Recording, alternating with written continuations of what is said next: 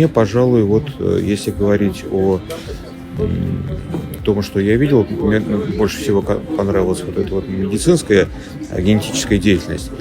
Это ну вот направление, на котором вы на очень таком высоком уровне находитесь.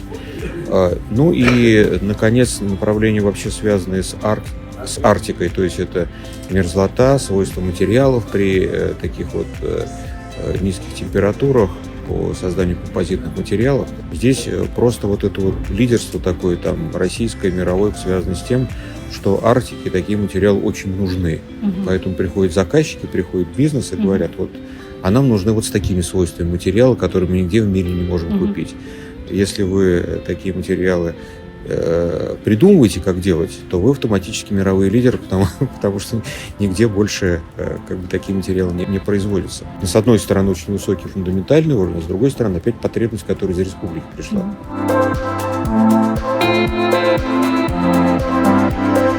Большое статусное предприятие должно иметь какой-то, так сказать, выхлоп, да, для того, чтобы на наших площадках мы обсудили разные вопросы. Это, в первую очередь, это вопросы геостратегических территорий и основная функция или миссия больших университетов, да, стратегически важных университетов в этом направлении. Это научная работа именно по молодым. В каких направлениях мы в основном должны работать, где, как будем осуществлять поддержку по молодым исследованиям, какие лаборатории открывать и так далее. Вопрос по молодежной политике, по молодежным движениям. И в целом о третьей миссии университета.